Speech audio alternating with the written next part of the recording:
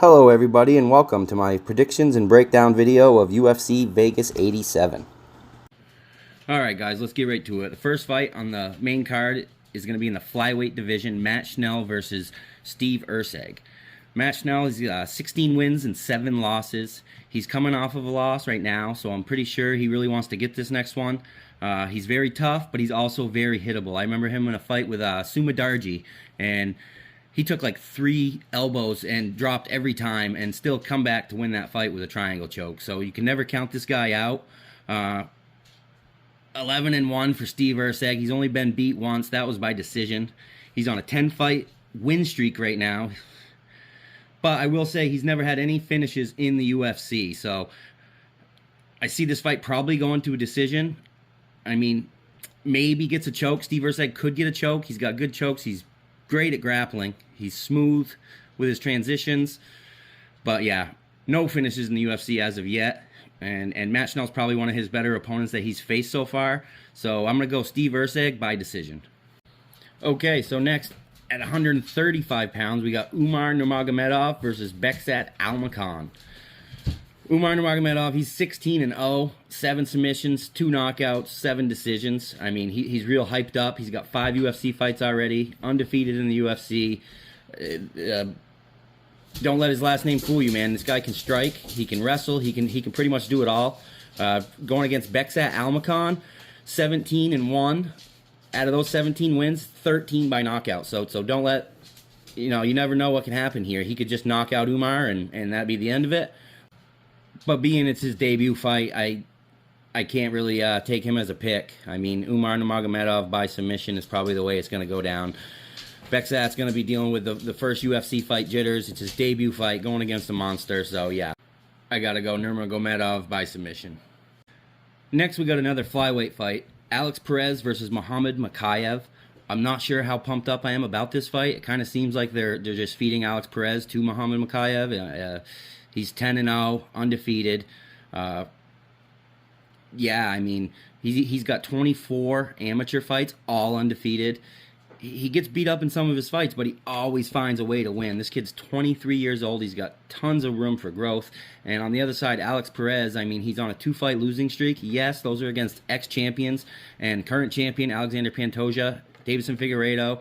But, yeah, I mean, he's really well-rounded, but he's not special anywhere. Like, I have a hard time seeing this as a winnable fight for him. I mean, 5 of the submission losses are all 4 of them are by choke, and Muhammad Mokaev has 5 choke wins. He's choked out guys like Tim Elliott, Cody Durden, and I just don't see Alex Perez's grappling being even of that caliber, so I got to go Mokaev by submission.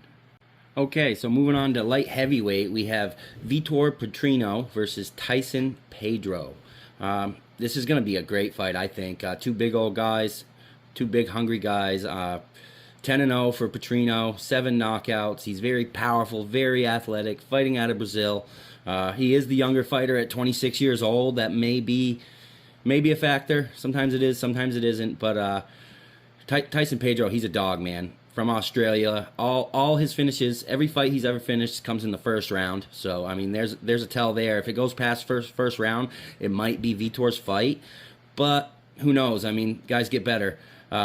Originally, I had this circled up for Petrino for knockout, but the more I think about it, Tyson Pedro's got some nasty leg kicks. If he works on the legs and, he's beating guys like Khalil Roundtree and Paul Craig, those wins age incredibly nice for him. So I feel like if he just comes out and puts it on Vitor, doesn't let Vitor get started up, then this could be Tyson Pedro's fight. But anything can happen when you got 2 205-pounders just going for it.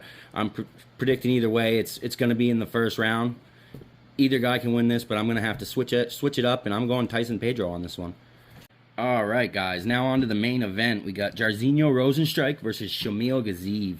These are some big boys. I feel like they wasted a main event on this one because it's probably not going to go 5 rounds. You're probably looking at 2-3 rounds tops. If it goes past that, then we're looking at 2 gassed-out heavyweights trying to, put on a fight.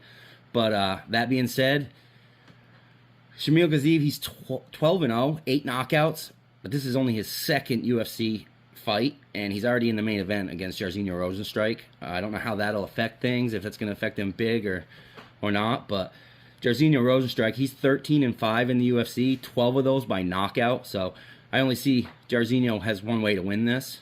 He's coming off a loss from Jailton Almeida, who was a grappler, so I'm sure he's been working on his grappling. The problem with that is a guy like Shamil, if Jairzinho's just worried about the takedown, he's not going to let his hands go like he should. He's more of a counter fighter, and so when Shamil comes at him, he's going to back up, and if he backs up too much, Shamil's going to read that, and he's just going to put it on him.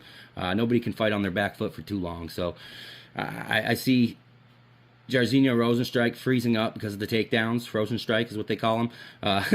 But yeah, I got to go Gaziev ground and pound TKO on this.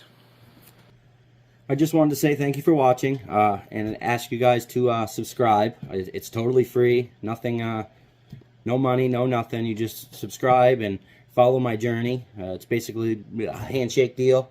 You subscribe and you get to watch all my content for free. So if you could do that, it helps me out big time. Liking, commenting, put in the comments anything that you think I could do better, anything, you know, any tips, any advice. I'm just starting out and plan on growing and getting better with every video. So just please, yeah, follow my journey. Please subscribe.